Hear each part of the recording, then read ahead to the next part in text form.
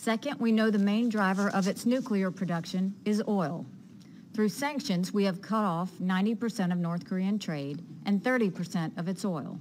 But the crude oil remains. The major supplier of that oil is China.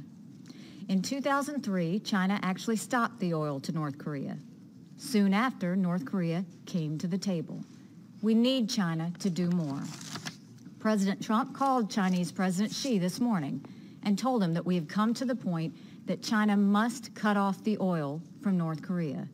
That would be a pivotal step in the world's effort to stop this international pariah. As I mentioned, many countries have made some big economic and political sacrifices by cutting ties with North Korea.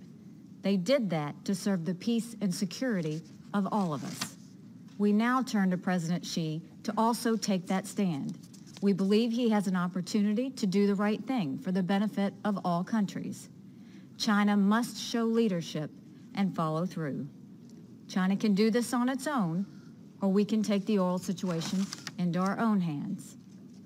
The dictator of North Korea made a choice yesterday that brings the world closer to war, not farther from it.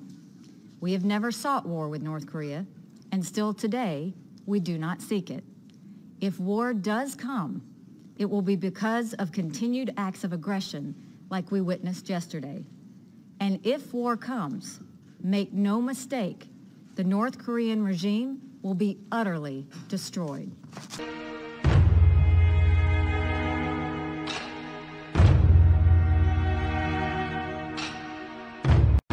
Hey guys, how you guys doing? Hoping you're having a wonderful day. We got some breaking news. You just heard the U.S. Ambassador to the United Nations, Nikki Haley, speaking, just a segment of her speech to the Emergency Council meeting that was held today about the whole North Korean threat, North Korean situation. Yesterday there was another North Korea missile test, their most powerful missile test to date. It reached an altitude of around 10 times higher than the ISS, so it's a very powerful missile. The reason I showed you guys this segment is because they talked about trade in crude oil. All right. Of course, we heard Nikki Haley talk about sanctions and all that jazz and utterly destroying North Korea if there is a war. And we've all heard that before. At this point, it definitely seems like smoke and mirrors. But I wanted to point out the segment with the crude oil because the U.S. and Nikki Haley are telling China to stop all crude oil exports, to stop them immediately. And they're stating that if they do not see them stopped, that the United States of America will stop the oil exports themselves, which makes you think, how will they do this? How is that going to occur?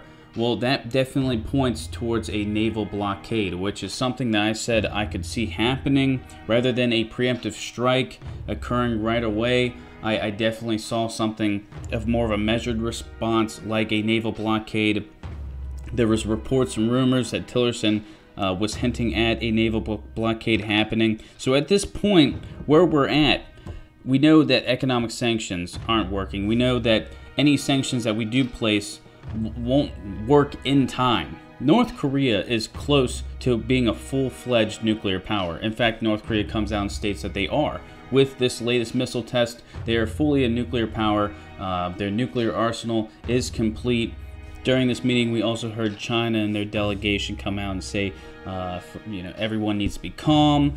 Let's bring negotiations and dialogue back. Russia and China have been for this freeze and for freeze option all along. The North Korea stops provocations. They freeze their nuclear development. They freeze their missile development. And in return, the United States of America, South Korea, and Japan stop the military exercises that are occurring. The problem with that is the U.S. would never do it. 1.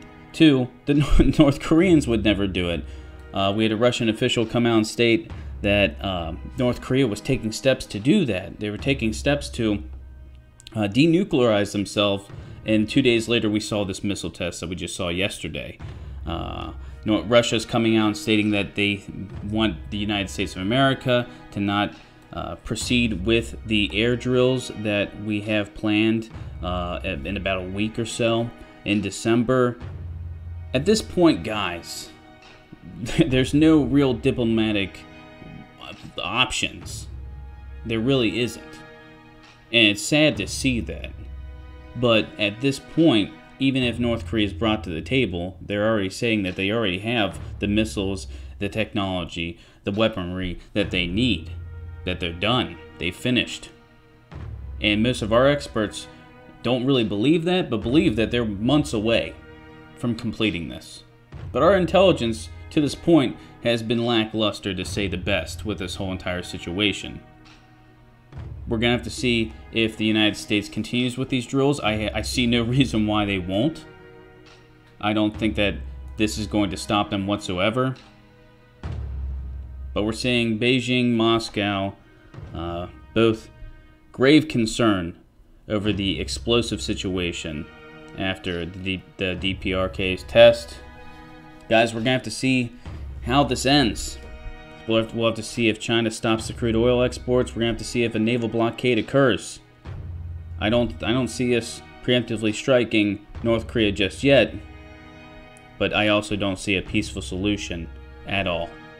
As more information about this comes out, guys, I'll let you guys know. We'll talk about it. We'll discuss it. Have a wonderful night, guys. Have a few beers, because you deserve it. Say a few prayers, because the world desperately needs them. And as always, guys, keep your eyes to the skies. Thanks, guys.